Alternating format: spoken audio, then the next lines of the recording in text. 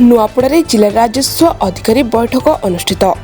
आज नुआपड़ा जिलापाल मसंत दास अध्यक्षत खड़ियाल वनखंड अधिकारी सम्मेलन कक्ष में जिला राजस्व अधिकारी तथा राजस्व संग्रह पर बैठक अनुष्ठित हो जाइछि।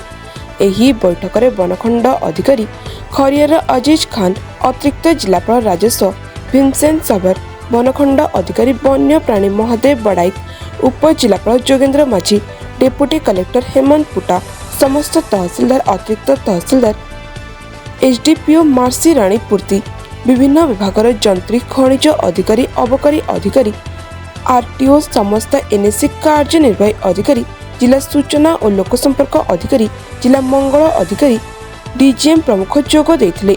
बैठक को संबोधन करी जिलापाल कहिले जे समस्त अधिकारी माने नियमित विभिन्न विभागर उत्सरू जिलार राजस्व वृद्धि पर ध्यान दियंतु। जिलार समस्त खनि खादान, बाली, मोरम पत्थरରୁ नियमित राजस्व संग्रह हेउ। अबकारी, परिवहन, जीएसटी विभाग मध्य सेमानक धार्य राजस्व लक्ष्य पूरण करंतु। तहसीलदार माने समस्त योग्य भूमिहीन परिवार को घर, डीह, पट्टा जोगाई दियंतु। समस्त शिक्षा अनुष्ठान मानक अग्राधिकार भित्तिरे जमी पट्टा प्रदान करा जाउ। पड़ी रहितवा समस्त राजस्व केसर शीघ्र समाधान हेबो।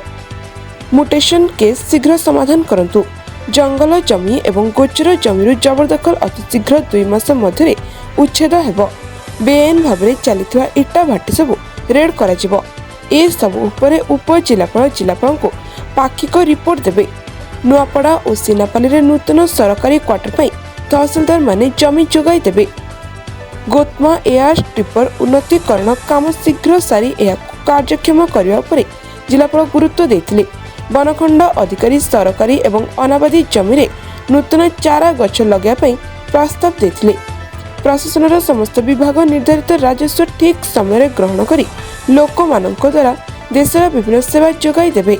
एही अवसर में आर्थिक वर्ष 2024-25 उत्तम प्रदर्शन पर तहसीलदार नुआपड़ा प्राणव रंजन साहू को प्रथम, बोर्डेन तहसील सरिता गुप्ता को द्वितीय, तहसीलदार खरियाल नरसिंह गदबा को तृतीय पुरस्कार जिलापाल प्रदान करथिले। सेहीपरि Komna block Budhi Komna RI Rakesh Kumar Nayak, Boden block RI Ajay Singh, Nuapada Khariar road RI Dhananjay Dandasena, Khariar block Padi RI Devraj Tripathi, Sinapali block Bharua Munda RI Nepal रण को सेमानक कार्य दक्षता निमंते पुरस्कृत कर जायतिला।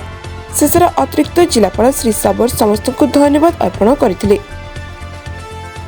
नुआपड़ारू परमेश्वर मेहर का रिपोर्ट, सबुदिन टीवी।